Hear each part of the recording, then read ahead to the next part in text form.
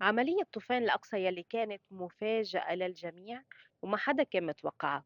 بسؤال اليوم خلونا نشوف العالم شو شعورهم بعد هالعملية العظيمة. والله يقويهم والله ينصرهم. انا معهم لاخر لحظه بعمري.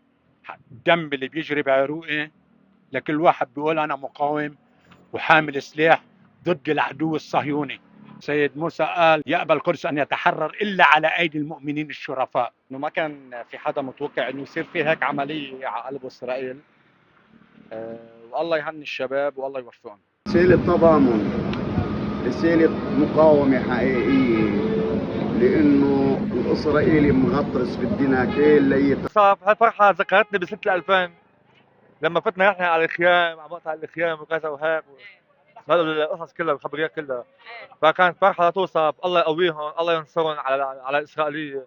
يعني الله يهنيهم على العملية وفرحوا قلبنا، وبرافو عليهم، وإن شاء الله كل مرة بتصير عملية أقوى من هذه اللي صارت. أنا بصراحة تفاجأت فيها، يعني تفاجأت بهالعملية، بس الفلسطينيين قادرين لها وكل مرة بيقدروا لها إن شاء الله. أنا بصراحة بأيد المقاومة، يعني بكل شيء بيتكرر السيد حسن، نحن معه.